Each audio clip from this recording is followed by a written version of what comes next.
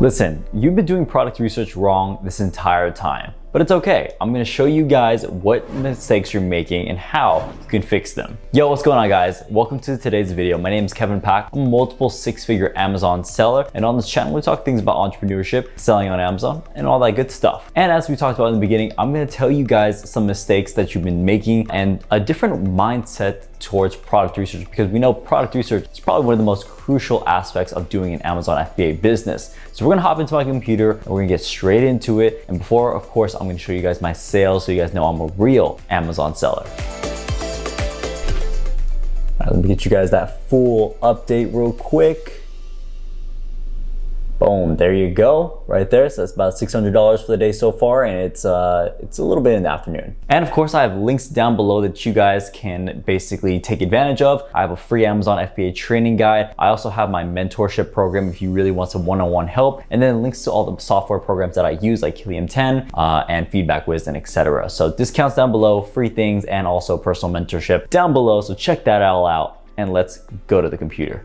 All right guys, so here we are on my computer right now. We're gonna be going over some software tools, some mindset when it comes to product research. There are a few points that I wanna reach out and talk about. And one of the biggest things that I see a lot of people make is when it comes to finding a criteria, right? So, you know, most people selling on Amazon, they follow the course, they follow the mentor, which is completely fine. But you guys also have to realize that criteria that is set in a course is meant to be usually guidelines. It's not like set in stone, black and white, like this is the only way and it works exactly that way, okay? You have to understand that there's opportunity so much around outside of just what you've learned, and you need to understand that these are just guidelines that you could follow, but don't be afraid to step in and out of the bounds, right? So on our computer, we are using Helium 10 Black Box, which is a product research tool to help us find products. Again, link in the description for a discount on Helium 10. It is an affiliate link, so you and I both win at this. So go ahead and check that out. But this is a tool I use to start off my product research, trying to get things going. One of the big things is that you want to make sure that you understand every category has potential, unless it's gated or restricted, of course. Those are a little bit different, but most categories that are, you know, completely open, they're all good categories. There's not one better than the other one. Like baby is not better than beauty and vice versa. But the important thing is you want to stick to just one or two categories that you want to focus on so you can niche down and you're not spread too thin. Right? So we're just gonna use baby as an example here. And when it comes to monthly revenue, price, review count, stuff like that, you really wanna manipulate these numbers. You always wanna be changing up your factors so you get up different numbers, okay? So when it comes to Helium 10 Black Box, it's not gonna show you every single product, okay? So you need to be able to change up the numbers so you can keep seeing different products. So for example, I'm just gonna put 3,000 to 50,000, right? And a minimum price of $20, and we're gonna hit search. So you can see here, we have over 200 products here, right? But we're not able to go through all these products because it only goes up to page 10 and then that's it. So there's still that plus 200 that we need to be able to see. And so you want to be able to change up your factors, change up your numbers. So change up your numbers to like 5,000, like a random 5,000 number, and then maybe break it down a little bit smaller in gaps as well. So you don't have such a broad range. So maybe 5,000 to like 15,000 is a good start. And then same with the price 20 to like 31, right? Putting some round numbers in, and we're going to narrow it down a little bit more, right? So we still got 200 plus. So that's okay. That's fine. We can always sort by monthly revenue high to low, and that will give us some different numbers as well, or different products as well. So that's a good way to change things up. So when it comes to following criteria, when it comes to any course or anything like that, don't think it's like to the T. Okay, take that with a grain of salt and use that as your guideline, but don't be afraid to go out of the bounds, right? So I know like a lot of people like to say, oh, it has to be making, you know, at least $10,000 a month, $20,000 a month, whatever. That's personally up to them, right? What works for them, and if they have a lot more capital, etc. But don't be stuck on just that. You just need to make sure that in general, that product has enough demand, right? There's enough money that are doing well that have low reviews, and also people who have a lot of reviews and are still doing well, right? You just want to make sure in general it has demand. When it comes to review count, You also don't want to be too strict on that.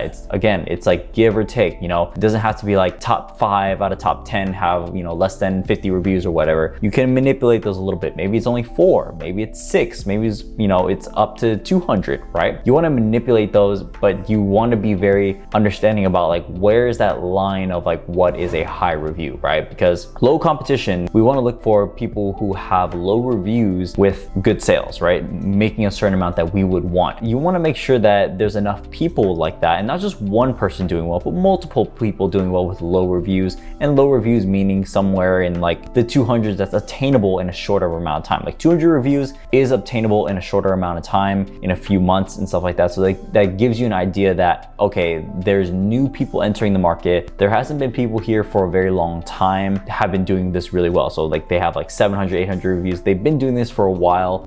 So they're kind of set in stone, and their customers are set in stone with that, versus you see people with, you know, 50, 100, up to 200 reviews or so that are doing well, right? So you don't want to cap yourself too low, and you also want to make sure that you have a variety of people doing well with low reviews. It's not just like, oh, it has to be 5 or it has to be 4, whatever. If you want to try that and be very strict about that, that's fine, but you're going to be missing opportunities that you could have done. Same thing with the size of the product. I know a lot of people prefer small standard size just because it's small, it's light, it's easy. Shipping is going to be easier. FBA fees are easier and everything like that. They're lower. But you guys got to understand there's opportunity in large and oversized. And typically larger products are more expensive. They cost more, so they sell more, right? So a product that is going to be $100 is probably going to cost more to manufacture and ship, but also you get to price it at $100 and you don't have to sell as many units. So are you going to be mad about a product that sells for $100 but has a 30% profit margin and makes $30 profit per unit? No, it's not a bad thing at all. So that's why I'm always saying, like, you know, look beyond, you know, revenue, price, review count, and size, the size of the product. Don't be sticking to just the small ones, because everyone wants to do the small ones. Don't be afraid to look at products that are over $100 or $50 or whatever. It doesn't have to be super low. If you find products with a low price and small standard size that are doing really well and low competition, great, go for it. But expand your horizon, okay? As long as it meets the basic criteria of high demand, low competition, it's still viable in some way. And then obviously profit margins, patents and stuff like that, but at least get through the first level of high demand, low competition. That's super important. The next mistake that I see people make is they're not being very mindful of your competition and really looking at the review count as well. Okay, so we got a massage gun right here, right? A lot of people see high revenue and think, okay, that's a good product, but you can't consider just high revenue as a good product, or if you see one person with low reviews doing well, right? So this person right here, or this market for the massage gun is a crazy market. I mean, it's doing $16 million a month. It's insane, right? But you know, you got all these review counts in the 40,000, but oh, you know, this person right here has only 422 reviews, or yeah, so that's lower than the rest. So I mean, it should be good enough for me to do, right? No, you want to be more mindful of your competition, look at things very objectively with your competition, see like, okay, in general, what am I seeing? I'm seeing a lot of high number reviews. I'm seeing a lot of people in the thousands. I'm seeing a lot of people with over 10,000. I'm not seeing many low reviews that are doing well. So that should be a red flag. You shouldn't consider that to be a potential product right off the bat, because I mean, look at this. Like, you can look at this face value. Even the average reviews can tell you straight off that the average reviews is too high. You know, this would be more comfortable if it was in like the 300s or lower or whatever. But 2,800, like, how are you going to compete against that? Unless you are balling and you have a lot of money and you have a unique selling point, then yes, then this is more, you know, that's when competition becomes irrelevant, is when you have the capital to keep up with $16 million in a market and you have a strong, unique selling point. What is your value into this? What is your reason that people will buy yours over others? Is it revolutionary or not? Now let's compare this to something that would make more sense, that's a little bit more clear to the eye, that it's high demand, low competition, right? Something that's more likely what we would do. So this is the massage gun, very clear, high demand, very clear, but also it's very clear that it's high competition, high reviews, right? Let's look at this, a decorative book, right? So this is what the decorative book looks like. I'm gonna kind of just look at the market real quick, show you guys. It's just home decor of just some fake books with some nice aesthetic to it, right? So we're gonna pull up the numbers.